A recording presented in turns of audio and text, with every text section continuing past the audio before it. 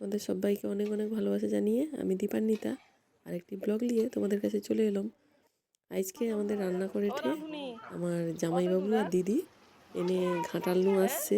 কী কী রান্না করেছে চলো আজকে তোমাকে দেখিব। তবে রান্না করার আগে সকাল নু কিন্তু মুড়ি মাখানা হয়েছে আমারে। এই মুড়ি মাখানাটা আমাকে সবার খুব প্রিয়। একসাথে খাওয়া দাওয়া করি, তারপরে রান্নাটা অর্ধেক চলছে। ভালো যদি রান্না না হয়েছে দেখবে।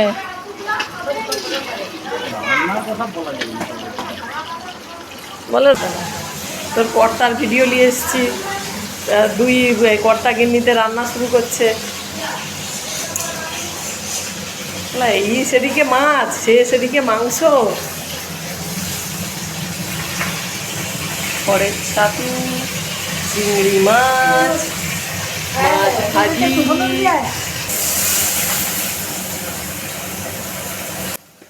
এই যে পল ছাতু বা আমরা খড় ছাতুও বলি এটাকে, এটা হচ্ছে যে আমার জন্য একজন স্পেশালি অর্ডার দিয়ে রাখছিল। সে পেটেই একদম ফ্রিজে রেখে দিয়েছিল যে আমি এলে খাবো। সেই মানে এরকম করে যখন কেউ ভালোবাসা দিয়ে যত্ন দিয়ে কিছু গুছিয়ে রাখে, মাছ কাটা কত বাকি তো? মানে আমার যেটা পছন্দ আমি এলে খাবো, আমি জিজ্ঞাসা পাইনি এগুলো, সেগুলানকে যখন গুছিয়ে এরকম করে রাখে আর দিয়ে আসে, সেগুলোর টেস্টটা এমনিতেই অনেকটা বেড়ে যায়। আর আজকে দেখছো এদিকে জামাইবাবু মটন রান্না করতেছে, সেদিকে দিদি ঘরের ভিতরে টুকটাক মাছের যে রান্নাগুলো সেগুলো করতেছে। সত্যি বলতে এত রান্না হয়তো কেউই খেতে পারবে না, কিন্তু যে সবাই মিলে মজা করে একসাথে রান্না বান্না হচ্ছে, একদিকে মাছ কাটা হচ্ছে, একদিকে সবজি কাটা হচ্ছে, আবার আজকের দিনেই কিন্তু বুগির চুলটাও কাটা হচ্ছে আজকে। ও একদম বসে গেছে একদম লক্ষ্মী ছেলের মতন চুল কাটতে, আর আমাকে বলতেছে মা তুমি যেই স্টাইলটা বলবে ওইটাই কাটবো। আর সেদিকে তার দাদু তো একদম রেগে যাচ্ছে, বলে এইটা একটা চুল কাটা হচ্ছে, হ্যাঁ, চুল কাটা। লন্ডনে এখন সবে হয়তো সকাল হয়েছে, এখন এখানে 11টা বাজে।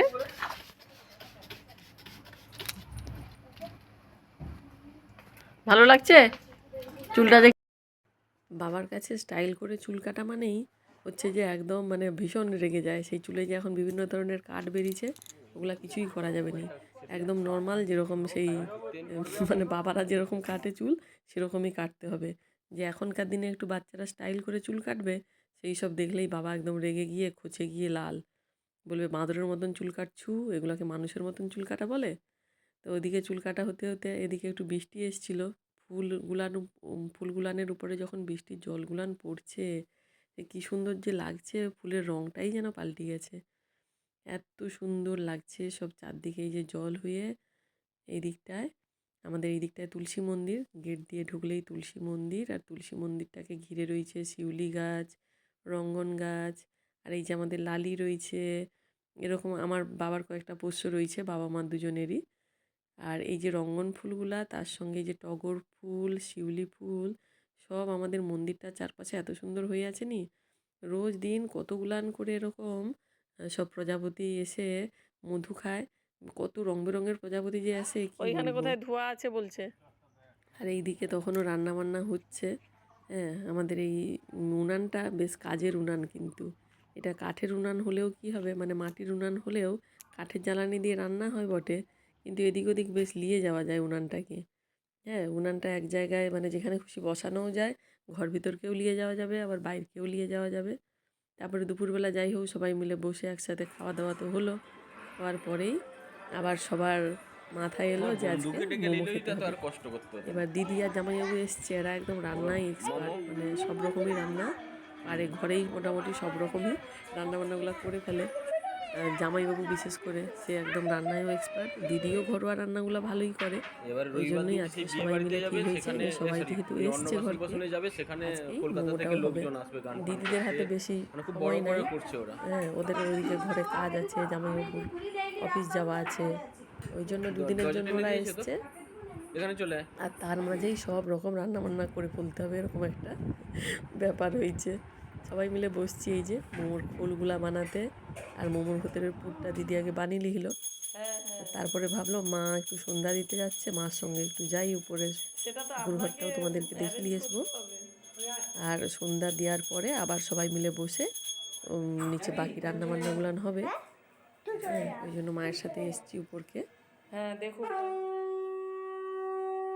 ঘরকে এলে এই যে শাঁখের আওয়াজ, তার সঙ্গে ধুপুর গন্ধ মিলেমিশে কি যে একটা ভালো লাগে। মা তাকে জোর করে বলে তোকে মাটিতে মাথা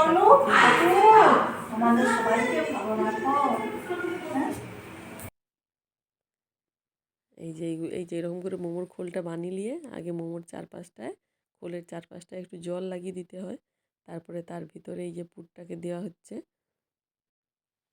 বাঁধাকপি কিনে আনা হয়েছিল, বাঁধাকপি দিয়ে পুরটাকে বানানো হয়েছে। আর একটু চিকেনও রয়েছে, আর আলাদা করে একটু আজকে চিকেন বানানোও হবে। দেখো আমি নিশ্চিত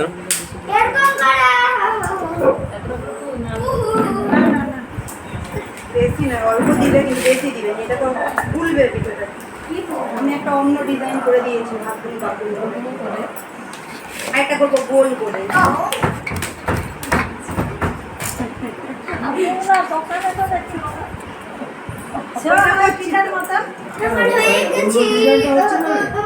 আর কোনটা এই একসাথে করুন, এগুলো ভালো লাগছে।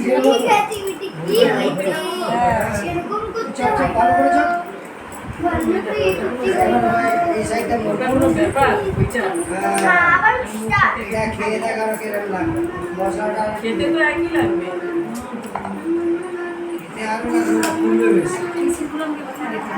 পিসি এখন একটাও করেনি, ওকে টেনশন নিতে হয় না।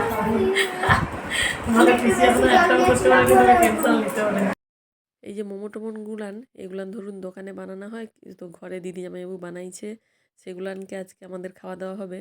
তবে আমাদের যে ট্রেডিশনাল ফুড, যেমন হচ্ছে যে তালের পিঠা, তালের বড়া, তারপরে তালের হচ্ছে যে পুর পিঠা, তরকারির পুর পিঠা, সেগুলান সব কিন্তু করে দেখাবো। হ্যাঁ, একটার পর একটা করে আমাদের রোজ দিনই কিছু না কিছু নতুন নতুন হচ্ছে। এই যে একদিকে চিকেন স্যুপ হচ্ছে, একদিকে হচ্ছে যে মোমো হচ্ছে। এক রাউন্ড মোমো হয়ে গেছে, তারপরে আবার আরেক রাউন্ড বানানো হচ্ছে। এই যে ভেপারে যেরকম পুর পিঠা হয় সেরকম করেই হচ্ছে। ওই যে বলতেছি নি যে খাওয়া হোক আর নাই হোক, এই যে হুজুকে হয়ে যাচ্ছে যে সবাই মিলে বানানো হবে। একটা দুটা করেও খেলেও কিন্তু সবাই মিলে বানানো হবে, এইটাই আনন্দ আর কি।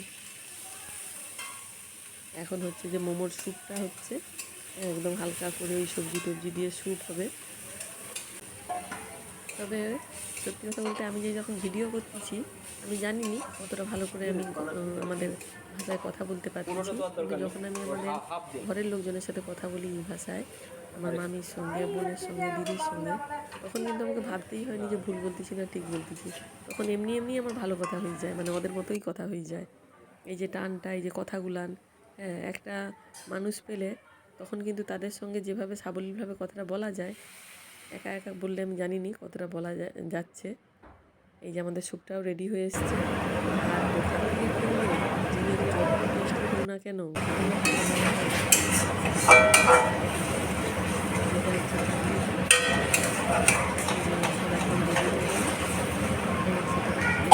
সঙ্গে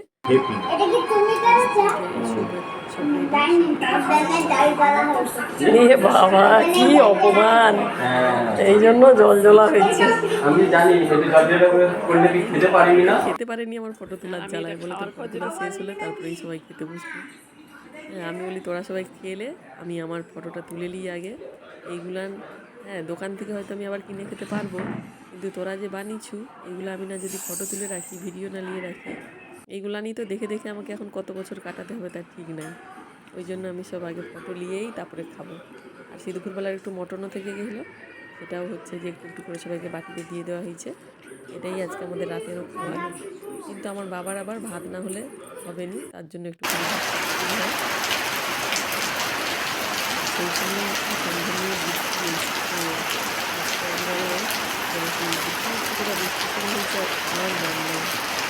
আমাদের এইদিকে কেমন ভালো